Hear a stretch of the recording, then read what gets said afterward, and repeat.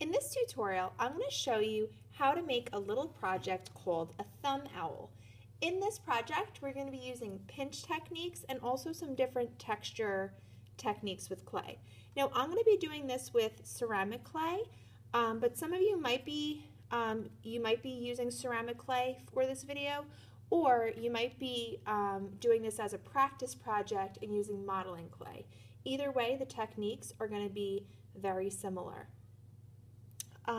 We're going to start out by taking the palm of your hand and smacking the clay into a nice ball shape, okay? So if you notice, when I'm doing this, I'm not pinching and grabbing the clay.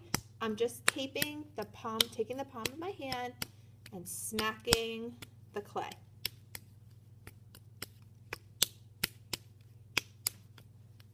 Okay.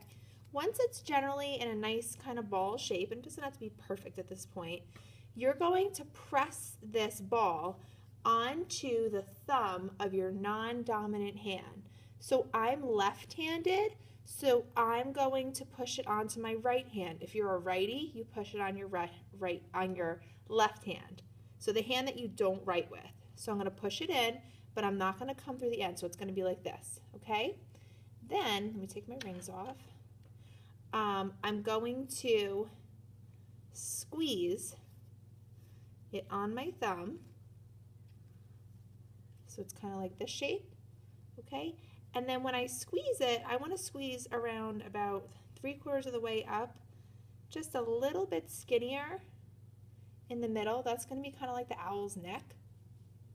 Then I'm going to pinch here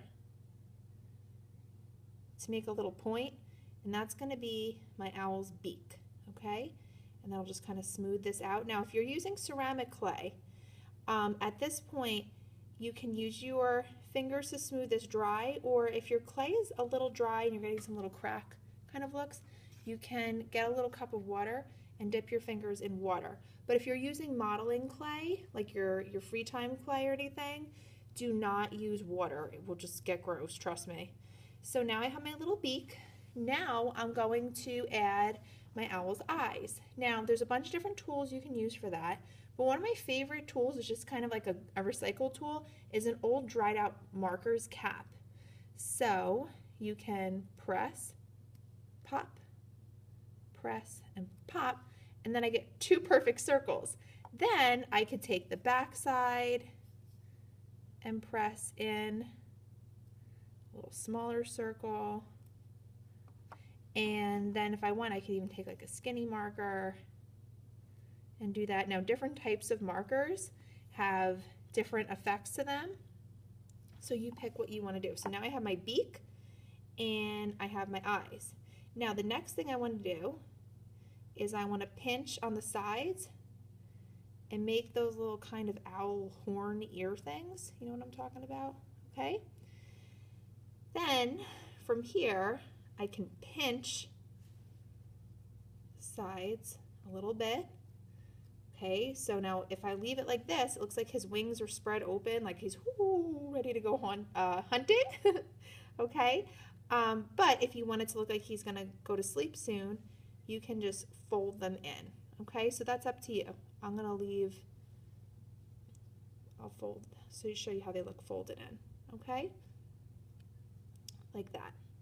Now, the next thing I want to do is I want to add texture to his belly. So you can do this with a marker by kind of angling the marker and only putting half of a circle on there to do his belly feathers. You can also use something called a ribbon tool. Okay. Now, if you're doing modeling clay, I probably will not have ribbon tools on the table for you because that's a tool that I don't want to get modeling clay on. I'll have other tools for you on your table if you're doing modeling clay. Okay, so because that's just more of a practice thing. So there's my belly texture. If you want to add texture on the wings or anything, you could take something kind of like a fork.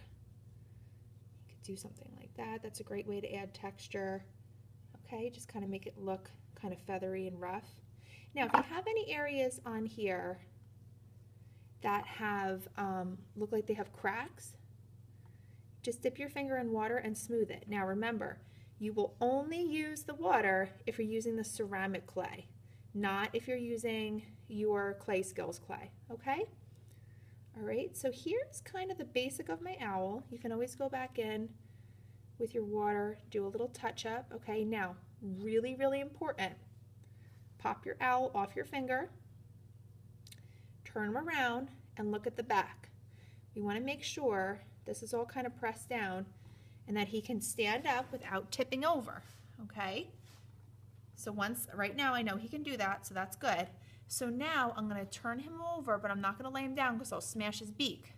I'm going to dip my fingers in the water and smooth out his back. Remember, this is only if I'm using the ceramic clay, not if I'm using the modeling free time clay. And then I'm going to take a pencil, a dirty clay pencil, or any old pointy tool, and very, very neatly, I want you to write your name. So not your initials, please. Write your name, because I have a lot of students and it's hard for me to remember initials. Okay, your name, and you're going to write your class code. Okay, so 2-S, 3-F, whatever your class code is. Okay, so it should look sort of like this, okay?